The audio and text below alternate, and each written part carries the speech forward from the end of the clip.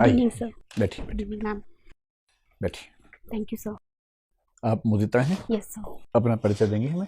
Sir मेरा नाम मुदिता है। मैं राजस्थान के नागौर जिले के मेड़ता शहर से बिलोंग करती हूँ। मेरी आरंभिक शिक्षा वहीं के सरकारी स्कूल से हुई है। उसके बाद मैंने संपूर्णानंद मेडिकल कॉलेज जोधपुर से MBBS किया। मेरी जो रुचि है वो काव्य पाठ और मंडल आर्ट है, और कोविड में मैंने सर्व किया। उसके बाद मैंने UPSC की प्रिपरेशन स्टार्ट की। कोविड में आपने कहाँ सर्व किया? सर CK बिरला हॉस्पिटल है जयपुर में, वहाँ पे मैं इंटरनल मेडिसिन डिपार्टमेंट में as a junior resident posted थी। और आपका ऑप्शन सब्जेक्ट क्या है? सर हिंदी साहित्य। मेडिकल साइंस क्यों नहीं लिया आपने? सर मेडिकल साइंस के साथ में मैं जो जनरल स्टडीज़ के सब्जेक्ट हैं उनको टाइम से मैनेज नहीं कर पा रही थी, और जब मैं अपने कॉलेज की स्टूडेंट काउंसिल में लिटरेरी सेक्रेटरी थी तो उसी वक्त मेरा रुझान साहित्य की तरफ हुआ, तो ये प्योरली यूटिलिटेरियन अप्रोच से मैंने सर हिंदी साहित्य लिया। आप JR थी, जूनियर रेजिडेंट। क्या हिरार्की है अभी राजस्थान में डॉक्टर्स की? सर सबसे पहले हेड ऑफ डिपार्टमेंट होते हैं, डिपार्टमेंट के सबसे हेड। सर उसके अलावा उन सब सारे डिपार्टमेंट हेड्स के प्रिंसिपल होते हैं। हेड ऑफ डिपार्टमेंट के बाद में प्रोफेसर होते हैं, फिर एसोसिएट प्रोफेसर, फिर असिस्टेंट प्रोफेसर, फिर सीनियर रेजिडेंट, फिर रेजिडेंट और जूनियर रेजिडेंट। अच्छा, आपने ऊपर से नीचे की तरफ Yes, बताया। तो जब आप डॉक्टर बन के ज्वाइनिंग करते हैं तो पहली डेजिग्नेशन क्या है आप लोगों की? Junior resident. Junior resident.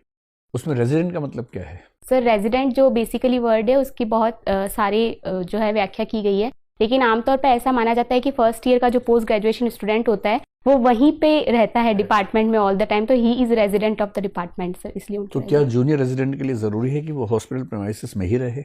नहीं सर। ऐसा ज़रूरी नहीं है, पर यह ज़रूरी होगा कि किसी भी समय बुलाया जाए तो वो आ जाए। Yes sir.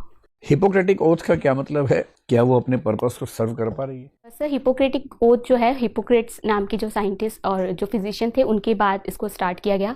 ये ओथ जो है बेसिकली मेडिकल इथिक्स और जो प्रिंसिपल्स हैं इस प्रैक्टिस के उनको ये सर्व करती है, लेकिन सिर्फ ओथ लेना जो है इस पर्पस को सर्व नहीं करता, हमें वर्ड बाय वर्ड उसकी स्पिरिट को भी इनकलकेट करना होगा, तभी वो क्या खास बातें हैं उस ओथ में? आपको याद है कुछ बातें? Yes sir. सर एक तो फिजिशियन की क्या ड्यूटीज होनी चाहिए अपने पेशेंट के लिए, क्या उनका कैरेक्टर होना चाहिए, किस तरीके से प्योरिटी के साथ और सेल्फलेस तरीके से उनको पेशेंट की सर्विस करनी चाहिए, पेशेंट फिजिशियन का रिलेशनशिप क्या होना चाहिए, और किन सिचुएशन में स्पेसिफिकली उनको कैसे अपनी ड्यूटी को फुलफिल करना चाहिए। अगर कोई डॉक्टर नैतिकता से बहुत दूर हो, घोर अनैतिक व्यक्ति हो, तो वो पेशेंट के साथ कितना बुरा हो सकता है, क्या सलूक कर सकता है? सर अगर कोई गौर अनैतिक है तो मॉनिटरी अपने बेनिफिट्स के लिए पेशेंट की बॉडी को मैक्सिमम पॉसिबल हार्म्स को, क्योंकि कई मैं समझना चाह रहा हूँ क्या क्या कर सकता है, एग्जाम्पल देंगे सर जैसे किडनी रिमूवल के कई सारे एग्जांपल्स हम देखते हैं, वो हो सकता है। इसी तरह मल्टीपल ऑर्गन्स जो है उनका रिमूवल किया जा सकता है।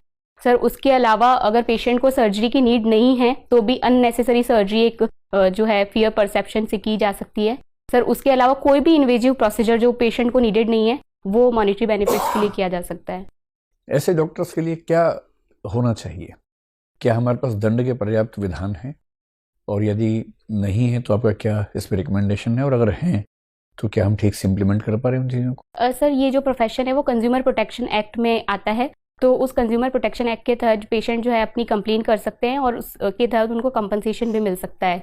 लेकिन फिर भी इस एक्ट के बावजूद भी मुझे लगता है इसका रिग्रेस इम्प्लीमेंटेशन की जो लैकिंग है उसकी वजह से कई सारे ऐसे अनइथिकल केसेस दिखते हैं। तो मुझे लगता है कि एक नए लॉ की बजाय जो ऑलरेडी हमारे पास लॉज है उनको हमें प्रॉपरली इम्प्लीमेंटेशन के साथ में, अगर इस तरीके के कोई केसेस होते हैं तो हमें एक हार्ड मैसेज के साथ में आगे बढ़ना चाहिए। क्या वजह है कि एक तरफ हम अपने भारत के लोगों को मेडिकल फैसिलिटीज दे नहीं पा रहे, दूसरी तरफ मेडिकल टूरिज्म बढ़ाने के लिए कि बाहर के पेशेंट्स हमारे पास आए खूब, उस पर हमारा बहुत ज़्यादा फोकस है? क्या ये पॉलिसी के लेवल पर कुछ गलत नहीं है? सर अगर हम ये देखें तो हम एक आइसोलेटेड अप्रोच लेके नहीं चल सकते कि पहले हम कंप्लीटली डोमेस्टिक तरीके से इंफ्रास्ट्रक्चर को डेवलप करेंगे फिर हम टूरिज्म को प्रमोट करेंगे। ये एक साइमल्टेनियस हॉलिस्टिक अप्रोच है। तो सर ये होने से मेडिकल टूरिज्म क्योंकि हमारी इकोनॉमी का एक बहुत बड़ा जो है फायदा करता है, तो सर उससे भी इंफ्रास्ट्रक्चर को, सर ये 2 वे अप्रोच है, तो दोनों तरीके से डेवलपमेंट फिर होने का चांस है। क्या वजह है कि मेडिकल साइंस के अधिकांश स्टूडेंट्स आजकल या तो चाहते हैं कि उनको रेडियोलॉजी मिल जाए या चाहते हैं कॉस्मेटिक्स मिल जाए, वो जो फंडामेंटल रिसर्च वाला हिस्सा है उसकी तरफ रुझान कम क्यों होता जा रहा है? सर रिसर्च के लिए फंडिंग एक इशू है, क्योंकि सर जो कोर क्लिनिकल ब्रांचेज है उसमें फंड्स का कोई इशू नहीं आता, आपकी लाइफ सिक्योर है एज ए करियर। लेकिन एज ए रिसर्च स्कॉलर आपकी जो है फाइनेंशियल सिक्योरिटी कहीं ना कहीं वो नहीं देखते हैं। सर दूसरा रेडियोलॉजी और कॉस्मेटिक सर्जरी लेने का या कॉस्मेटिक डॉक्टर बनने की वजह ये है कि ये इमरजेंसी ब्रांचेस नहीं है और पेशेंट से डायरेक्ट कॉन्टैक्ट जिसमें वायलेंस अगेंस्ट डॉक्टर के चांसेस होते हैं वो मिनिमम है। इसलिए सर वो अपनी सेफ्टी को भी ध्यान में रखते हुए ये ब्रांचेस चूज करना चाहते हैं। अल्टरनेटिव मेडिसिन क्या है और क्या कविता अल्टरनेटिव मेडिसिन हो सकती है? सर अल्टरनेटिव मेडिसिन जो एलोपैथिक मेडिसिन का हमारा एक जो मॉडर्न फॉर्म है, उसके अलावा कोई भी जो ट्रेडिशनल इंडिजिनस फॉर्म है उसको हम अल्टरनेटिव मेडिसिन में मानते हैं। सर कविता डेफिनेटली सर्व कर सकती है as a form of alternative medicine, specifically जो साइकोथेरेपी और काउंसलिंग्स की हम बात करते हैं, या फिर माइंड को कहीं पे भी एंगेज अगर हमें करवाना हो, हाइपर सेंसिटिव या हाइपर एक्टिव जो पीपल होते हैं उनमें, तो वहाँ हम कविता का मदद ले सकते हैं। एलोपैथी के डॉक्टर्स को जनरली बाकी मेडिसिन से बड़ा एक एलर्जी सी रहती है। आपको क्या लगता है कि बाकी मेडिसिन जिनको, जैसे आयुर्वेद है, कई हज़ार साल से प्रैक्टिस में है, होम्योपैथी है, नेचुरोपैथी है, ये हज़ारों साल की प्रैक्टिसेस को पूरी तरह से खारिज कर देना और ये कहना कि सिर्फ एलोपैथी ही ठीक है, ये अप्रोच ठीक है या हमें होलिस्टिक मेडिसिन की तरफ बढ़ना ही चाहिए? सर ये अगर एलोपैथिक डॉक्टर्स पे जिनमें भी ये माइंडसेट रहता है कि सिर्फ एलोपैथिक इज सुपीरियर, सर उसका कारण है कि एविडेंस बेस्ड जो मेडिकल प्रैक्टिसेस है उसको बहुत ज़्यादा वो तवज्जो देते हैं, क्योंकि हमारी जो एंशियंट वे ऑफ मेडिसिन है वो रिसर्च पे बैक्ड नहीं है। लेकिन सर इनको इस तरीके से खारिज करना ठीक नहीं है, क्योंकि एलोपैथिक तो सिर्फ 300-400-500 साल पुरानी प्रैक्टिसेस हैं। जो प्राचीन है वो रिसर्च पे बेस्ड नहीं है या रिसर्च की डॉक्यूमेंटेशन पर बेस्ड नहीं है? सर रिसर्च की डॉक्यूमेंटेशन आज के हमारे पास मॉडर्न फॉर्म में अवेलेबल नहीं है, इसलिए हम उन्हें कई बार खारिज कर देते हैं, बट ये ठीक नहीं है। अभी इसी प्रोसेस में मैंने कुछ डॉक्यूमेंट्स चरक संहिता के पढ़े थे, तो सर प्रॉपर तरीके से जिस तरीके से हम ह्यूमन एनाटॉमी की जो अभी हमारी बुक चलती है उसमें जो चीज़ें पढ़ते हैं वो सारी चीज़ें उसमें एकदम सिस्टमेटिक तरीके से मैंशनड है, तो इस तरीके से खारिज करना ठीक नहीं है। अगले 10 साल में मेडिकल साइंस के सबसे बड़े 3 ब्रेक थ्रू क्या हो सकते हैं? सर स्टेम सेल जो है, स्टेम सेल पे अगर बहुत अच्छा काम किया जाए तो कैंसर का ट्रीटमेंट, स्पेशली जो सेल बेस्ड कैंसर होते हैं वो हम देख सकते हैं। सर जो नॉन कम्युनिकेबल डिजीज़ है, स्पेसिफिकली कैंसर के लिए अगर हमारे पास कुछ वैक्सीनेशन अवेलेबल हो जाए, जैसे हमारे पास HPV वैक्सीन है, तो एक कैंसर के ट्रीटमेंट की हम तरफ आगे बढ़ सकते हैं। सर तीसरा जो पैंडेमिक डिजीजेज हैं, इसमें बायोटेक्नोलॉजी में अगर कुछ काम किया जाए तो फ्यूचर पैंडेमिक के लिए हम प्रिपेयर हो सकते हैं। प्लेसिबो क्या है? सर प्लेसिबो का मतलब होता है वो मेडिसिन जो एक्चुअली केमिकल कंपोनेंट जो होता है वो उसका थेरेप्यूटिक नहीं होता है, लेकिन पेशेंट के साइकोलॉजी पे पॉजिटिव वर्क कराने के लिए जो मेडिसिन दी जाती है। नोसिबो? Sorry sir. ठीक। मुदिता जी, आप मुझे बताइए कि डॉक्टर्स और ऐसे लोग जो एसेंशियल सर्विसेज में हैं, क्या उनके पास राइट टू स्ट्राइक होना चाहिए? अगर ऐसे इश्यूज जो उनको परेशान कर रहे हैं, अपने राइट्स को अगर इन्वोक करने के लिए अगर वो प्रोटेस्ट करना चाहते हैं, क्या ये अधिकार उनके पास होना चाहिए? सर राइट टू स्ट्राइक की बजाय मैं कहूँगी कि right to express their complaints, एक पीसफुल जो राइट है वो सारे प्रोफेशन में होना चाहिए, लेकिन जो इमरजेंसी सिचुएशन है उस प्रोफेशन की वो उस कंडीशन में हैम्पर नहीं होनी चाहिए। एक इंडिपेंडेंट रिपोर्ट के हवाले से मैं कोट कर रहा हूँ कि कई बार ऐसा देखा गया है कि right to protest in a peaceful manner, लेकिन एसेंशियल सर्विसेज होने के कारण बहुत सारे लोग हैं जो उस नेट से बाहर चले जाते हैं। अगर आधे घंटे के लिए भी चले जाते हैं तो उनका उनके हेल्थ पे प्रभाव पड़ता है। इमरजेंसी सिचुएशन ही नहीं, नॉर्मल कोर्स में, जैसे कि किसी को अभी तुरंत दिखाना है, डायबिटीज़ का पेशेंट है और वो इसलिए नहीं दिखा पा रहा है क्योंकि डॉक्टर ऑन स्ट्राइक है। आपको लगता है कि अलग एक मैकेनिज्म होना चाहिए, ड्यूटी से कोई कॉम्प्रोमाइज एज सच नहीं होना चाहिए? यस सर, एक इंटरनल मैकेनिज्म अगर हम बॉटम टू टॉप और टॉप टू बॉटम कन्वर्सेशन का रखते हैं तो अगर कंप्लेन वैसे ही रिजॉल्व हो जाती है तो मुझे नहीं लगता कि कोई रीज़न है कि वो स्ट्राइक करना चाहेंगे। ठीक है, मुझे ये बताइए कि इंडिया में जहाँ तक फूड इन्फ्लेशन का सवाल है, क्यों ऐसा कहा जाता है, जो एक्सपर्ट्स हैं, इन्फ्लेशन को समझने वाले या फिर जो आर्थिक मामलों के विशेषज्ञ हैं, वो ये बताते हैं कि मांस और डेयरी उत्पादों के उपयोग में अगर कमी आ जाए तो फूड इन्फ्लेशन सब्सटैंशियली डाउन हो जाता है।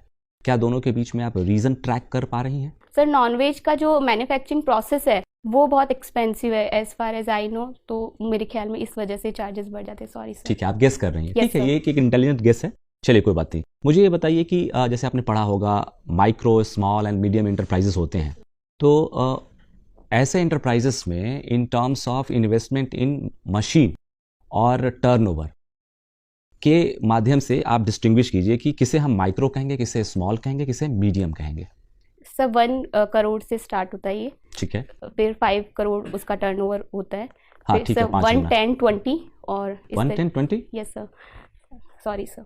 ठीक है, पूरा नहीं पता आपको, चलिए कोई बात नहीं। मुझे ये बताइए कि आपने ये पढ़ा है कि भारत में किसे हम इकोनॉमिक ऑफेंडर्स कहते हैं, कौन होते हैं? सर इकोनॉमिक ऑफेंडर्स वो लोग जो डेट अपना रिटर्न नहीं, अगर उन्होंने किसी तरीके का लोन लिया हुआ है और वो उसकी पर्टिकुलर ठीक टाइम है, लिमिट लोन में। पे डिफॉल्ट करने वाले को हम Yes, sir, economic economic offender कह offender. सकते हैं। आप मुझे बताइए कि एक स्पेशल एक्ट है fugitive economic offenders act 2018, yes sir. उसके अंतर्गत कितने राशि का ऑफेंस करने से उसे हम फ्यूजिटिव इकोनॉमिक ऑफेंडर की श्रेणी में शामिल कर लेंगे। Sir sorry sir. आपको नहीं पता है।